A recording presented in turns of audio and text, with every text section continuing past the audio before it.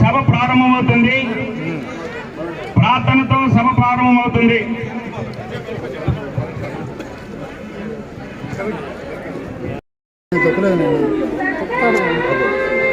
Camera పెట్టేస్తే bro కొంచెం తీసుకో బ్రో.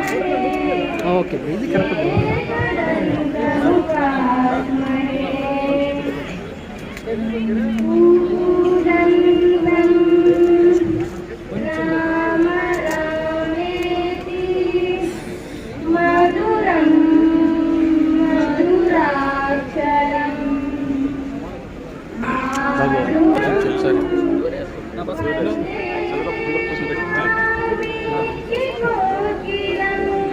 ఒక్క సెకండ్ సార్, కొంచెం ఇట్లా చేయండి సార్, ఫాస్ట్గా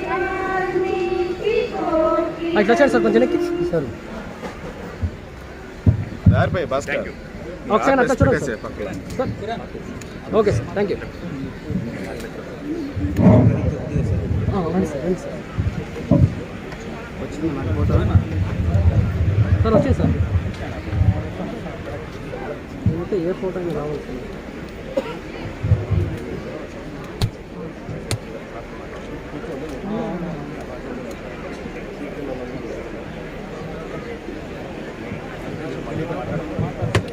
బాబు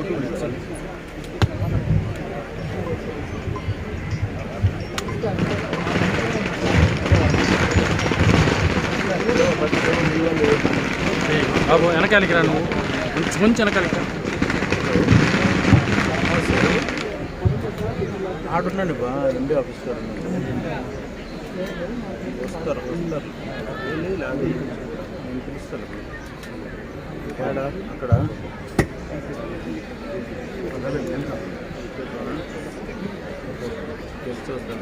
సరే మీరు ఉండండి చెప్తాను ఓకే థ్యాంక్ యూ.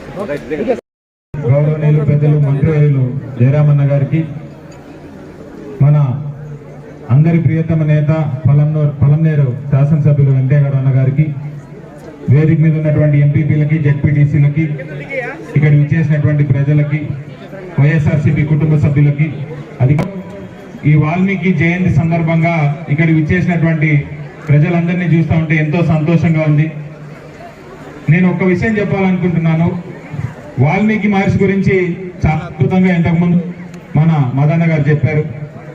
కానీ నాకు తెలిసినంత వరకు శ్రీరాముడు అనేటటువంటి గొప్ప వ్యక్తి అంత పెద్ద దేవుడి రూపంలో కావడానికి ఈరోజు ఈ వాల్మీకి మహర్షి మాత్రమే కారణమని నేను చాలా బలంగా విశ్వసిస్తున్నాను. ఎందుకంటే ఒక మనిషిని భగవంతుడిని చేయడానికి కేవలం కలంకి మాత్రమే ఆ శక్తి ఉంది.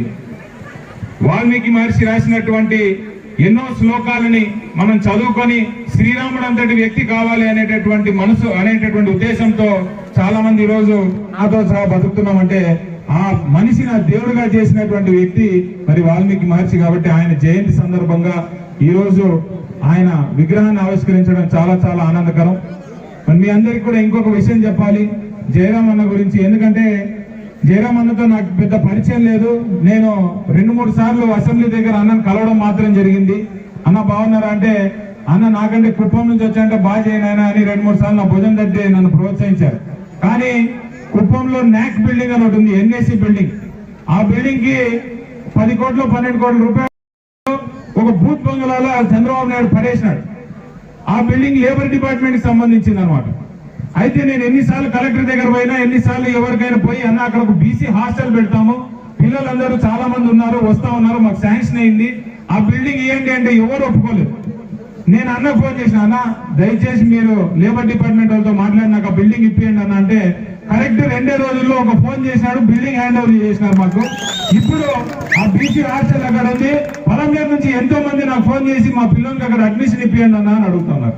ఆ విషయము కేవలం జయరామన్న వల్లే జరిగింది. ఆ విషయానికి నేను మీకు మనస్ఫూర్తిగా ధన్యవాదాలు తెలియజేసుకుంటాను అన్న. ఎందుకంటే అడిగిన వెంటనే ఫోన్ చేసి ఆ బిల్డింగ్ ని కమిషనర్ గారు ఒప్పుకోకపోయినా కూడా మీరు క్లియర్ చేయించారు, మాకు హ్యాండ్ ఓవర్ చేశారు. మీకు శతకోటి ధన్యవాదాలు తెలియజేసుకుంటూ మరి నాకు ఈ అవకాశం ఇచ్చినందుకు, ఈ ప్రోగ్రామ్ ఇంత అద్భుతంగా ఆర్గనైజ్ చేసినందుకు ఎమ్మెల్యే గారికి మరి వారి సభ్యులందరికీ కూడా పేరు పేరున ధన్యవాదాలు తెలియజేసుకుంటూ సెలవు తీసుకున్నాను. Thank you sir. ఇప్పుడు సభ నిజంగా చాలా సంతోషంగా ఉంది. ముందుగా ఈ వాల్మీకి మహర్షి విగ్రహం ఇక్కడ ఎందుకు పెట్టాము అంటే, మనం ఎన్నో చోట్ల ఎన్నో ప్రాంతాల్లో మీరు గమనించే ఉంటారు, ఒక మండల నాయకుడు లేదా ఒక నియోజకవర్గానికి నాయకుడు లేదా ఒక జిల్లాని శాసించినటువంటి నాయకుడు అలాంటి లేదా మహా అంటే రాష్ట్రాన్ని పాలించిన నాయకులు అలాంటి వారు మరణించిన తర్వాత విగ్రహాలు ప్రతిష్టాత్మకం చేయడం మనం చూసాం. అదే దేవుడి రూపంలో ఉన్నటువంటి వాల్మీకి మహర్షి గారి విగ్రహం ఇంతవరకు ఇక్కడ లేదు అంటే చాలా బాధాకరమని వాల్మీకి సోదరులు వచ్చి ఒక్కరోజు నాతో ఒకే ఒక్కరోజు కోగిలేరు గ్రామ పంచాయతీలో ఆ రోజు సచివాలయం ప్రారంభిస్తుంటే అక్కడికి రావడం జరిగింది. సోదరులందరూ వచ్చి, అన్నా మాకు వాల్మీకి విగ్రహానికి స్థలం కేటాయించాలి, విగ్రహ ప్రతిష్టాపన చేయాలంటే అసలు అప్పటికప్పుడే కలెక్టర్ గారితో మాట్లాడాం, ఖచ్చితంగా స్థలం కేటాయించాలి, రానున్న 28వ తేదీ వాల్మీకి జయంతి రోజు మనం ప్రారంభించాలి దానిని ఆ రోజు కలెక్టర్ గారిని విన్నవించుకోవడం జరిగింది. దానికి గాను రెవెన్యూ అధికారులు ఎవరైతే ఉన్నారో స్థానిక ఆర్డీఓ గారు కావచ్చు, తహసీల్దార్ గారు కావచ్చు, రెవెన్యూ శాఖ మొత్తం అందరూ కూడా స్పందించి తొందరగా స్థలాన్ని కేటాయించడం ద్వారా ఈ రోజు ఈ వాల్మీకి జయంతి రోజే మనం విగ్రహాన్ని ప్రతిష్టాత్మకం చేసుకోవడం జరుగుతుంది. నిజంగా ఉంది. ఎందుకంటే ఆ కాలంలో ఉన్నటువంటి రామాయణాన్ని ఆ తరం నుంచి ఈ తరానికి పరిచయం చేసేటువంటి వాల్మీకి మహర్షి గారు, వాల్మీకి కుటుంబీకులు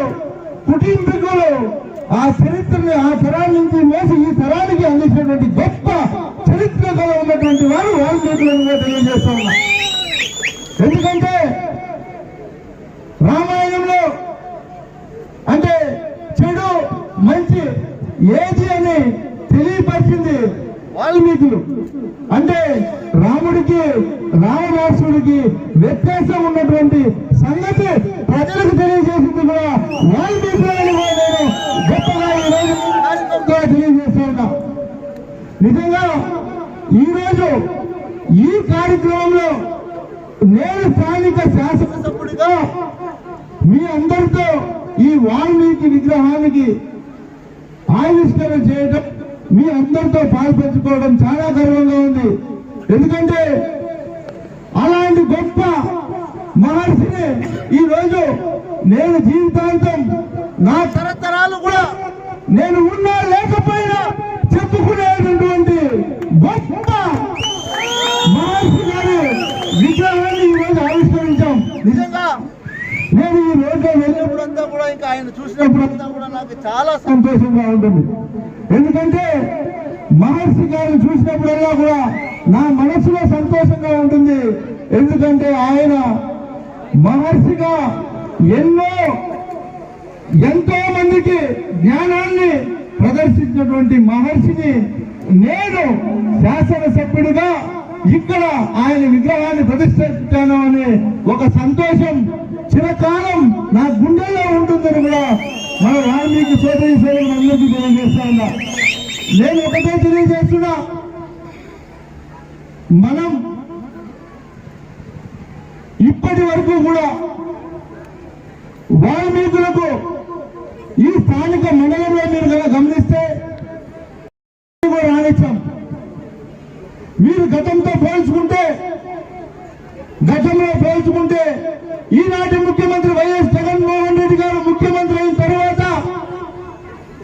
ఈ మండల కేంద్రంలో 3 సర్పంచులు వాల్మీకి సోదరులు ఉన్నారు, 3 ఎంపీటీసీలు వాల్మీకి సోదరులు ఉన్నారు. గతంలో ఎప్పుడు కూడా వాళ్ళు గుర్తుపెట్టుకోండి, స్థానిక మండల అధ్యక్షుడు వాల్మీకి సోదరుడు, స్థానిక జెడ్పీటీసీ సోదరి మండలాలు గుర్తుపెట్టుకోండి. అంటే వాల్మీకులకు పెద్ద పీట వేసినటువంటి ఘనత ఒక జగన్మోహన్ రెడ్డి గారికి దక్కుతుందని కూడా నేను తెలియజేస్తా ఉన్నా.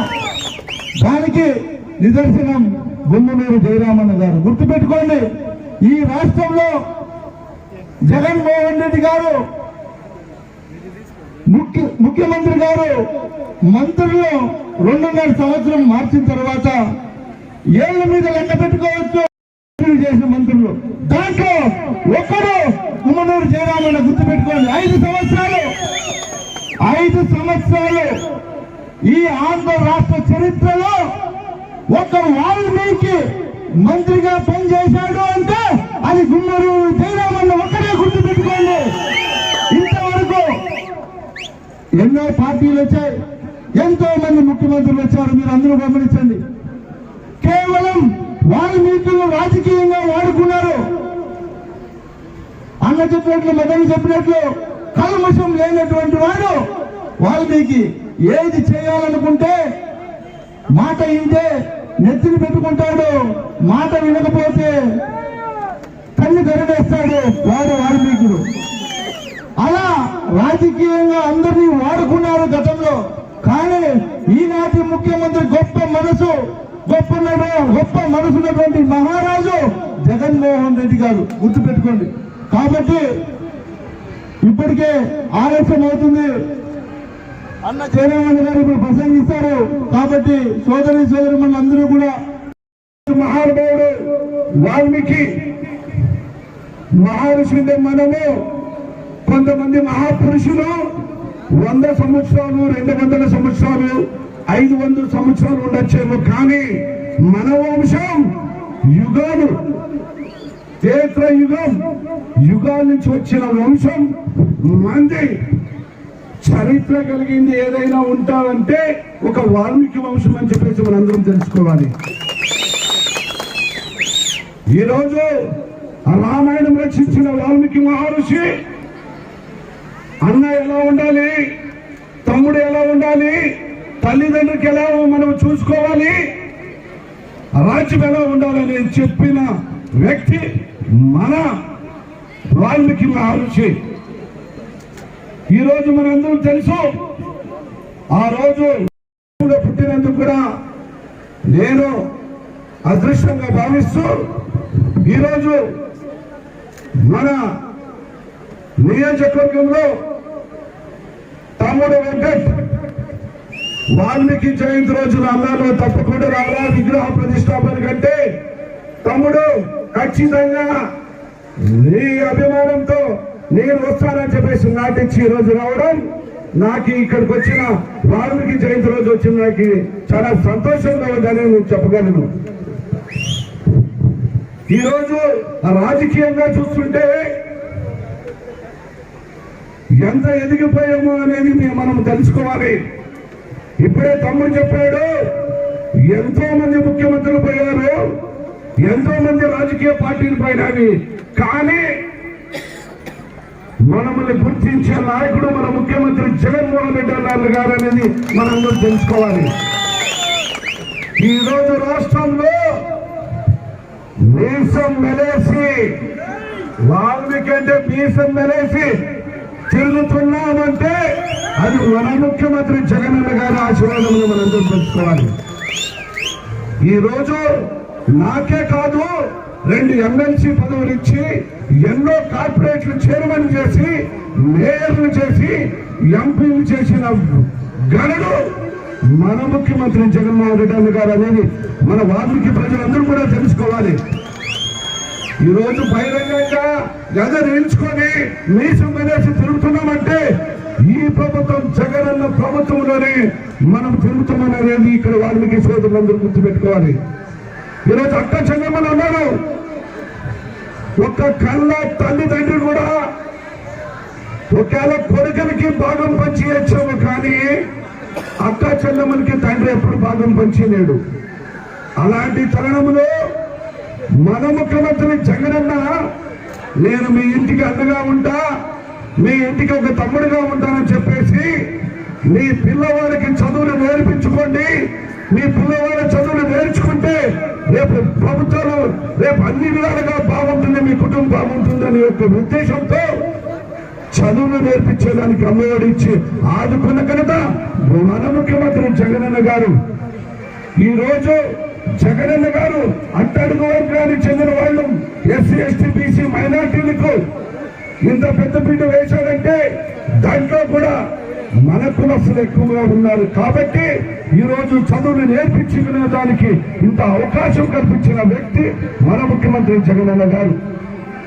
అదేవిధంగా అక్క చెల్లెమ్మల నడ వయసులో ఉన్న అక్క చెల్లెమ్మలకు ఈ పరిస్థితి బాగలేదు, మీ కుటుంబాన్ని పోషించుకోండి, మీ కుటుంబాన్ని పోషించుకునే దానికి నడి వయసులో మీకు కష్టాలు ఉండొచ్చు, కానీ ఇచ్చి 18,750 రూపాయలు ఇచ్చి మీ ఇంటిని పోషించుకోవడానికి ఇచ్చిన ఘనత మన ముఖ్యమంత్రి జగనన్న గారు.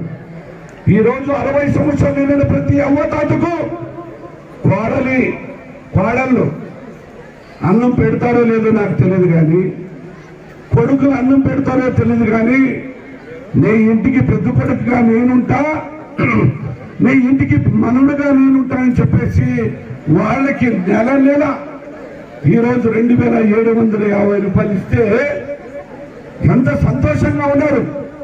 ఈరోజు కోడలు కూడా 1వ తారీఖు రోజు అత్తకి పింఛన్ వస్తే మనం చూసుకోవాలి. మనందరికీ తెలిసి ఇక్కడ ఉన్న అక్క చెల్లెమ్మలు కూడా అత్తలు ఉన్నారు. మనం అందరం గమనించుకోవాలా. నాకు తెలంగాణ నేను ఎందుకంటే గడప గడుపుకు పోయేటప్పుడు అవ్వని అడిగితే అవ్వ అంటుంది, నాకు ఈరోజు కోడలు పువ్వు పెట్టుకోకుండా, నా కొడుకు పువ్వు పెట్టుకోకుండా కూడా నా పెద్ద కొడుకు జగన్మోహన్ రెడ్డి ఉన్నాడని చెప్పడం ఇది చాలా సంతోషంగా ఉందని చెప్పచ్చు. నేను తమాషగా కొన్ని గ్రామాల్లో అడిగాను, అమ్మ నీ కోడలు ఎప్పుడు బాగా నీకు పరమరికి చేస్తుందంటే 1వ తేదీ నాకు పింఛన్ వస్తుంది, 30వ తేదీ మా అత్త నా కోడలు నేను పసుకున్నావా అత్త, నువ్వు తిన్నావా అత్త అని అడుగుతానంట 30వ తారీఖు. ఎందుకు తెలుసా? 1వ తారీఖు ఆయనకి జీతం వస్తుంది కాబట్టి దాంట్లో 1000 రూపాయలు నొక్కేస్తామని చెప్పి కోడలు.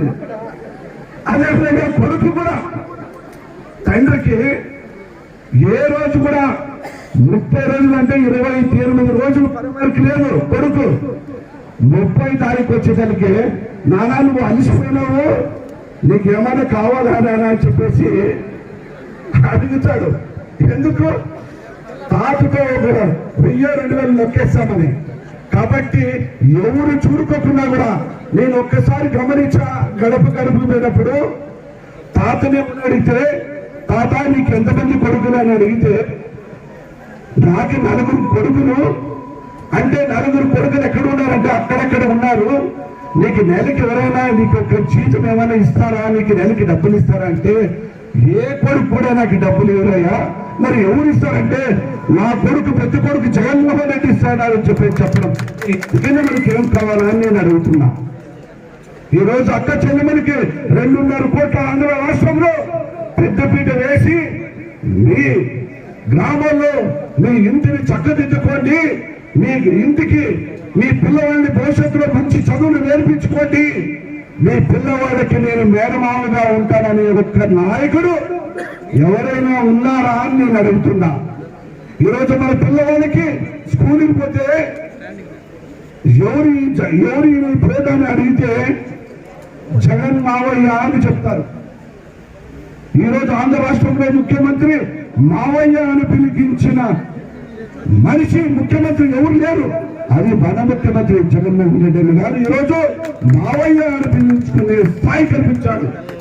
ఈ మాట ఎందుకు చెప్తున్నానంటే, ఒకవేళ ఇదేదో వాల్మీకి జయంతి రోజు వాళ్ళు ఏదో జగన్మోహన్ రెడ్డిని పొగుడుతారని కొన్ని పార్టీలు అనుకోవచ్చు. అది కాదు.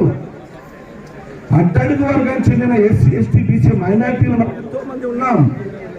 కానీ ఈరోజు చదువులు నేర్పించుకోవాలన్నా, చదువులు చెప్పించుకోవాలన్నా ఎన్నో కష్టాలు, డబ్బులేక ఎన్నో ఇబ్బందులు పడేవాళ్ళం. ఈరోజు ఆ ఇబ్బందులు లేకపోయినట్లు తెలిసిన నాయకుడే మన ముఖ్యమంత్రి జగన్.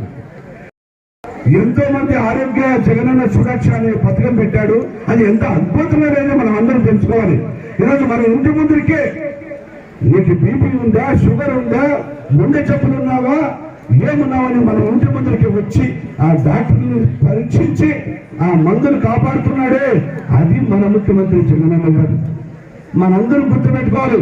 4.5 సంవత్సరాల్లోనే ప్రతి గడపలో అక్క చెల్లెమ్మని కాపాడి వారికి పెద్దన్నగా ఉన్న నాయకుడు మన ముఖ్యమంత్రి జగనన్న గారు. అదేవిధంగా తాత రైతన్నలు కూడా ఈ రోజు నేను అండగా ఉంటా, రైతన్నలు బాగుండాలని మంచి ఉద్దేశంతో రైతు భరోసా కేంద్రాలు అన్ని విధాలుగా మన గ్రామాల్లోనే ఈ రోజు తీర్చిదిద్దుతున్నారంటే అలాంటి ముఖ్యమంత్రి. మనం ఏమన్నా ఎప్పుడైనా జగనన్నకి ఆస్తి పంచిచ్చామా? లేదే. జగనన్నకి 2019లో ఒక్క ఓటు వేసాం అంతేగాని ఆ ఒక్క ఓటు వేసినప్పుడే మన ఆంధ్ర రాష్ట్ర 5 కోట్ల ప్రజలకి చెప్పిన పథకాలు 9 అయితే 99 పథకాలు సేవ చేసి మనకి ప్రజలకు అందించాడని చెప్పేసి మనం అందరం తెలుసుకోవాలి.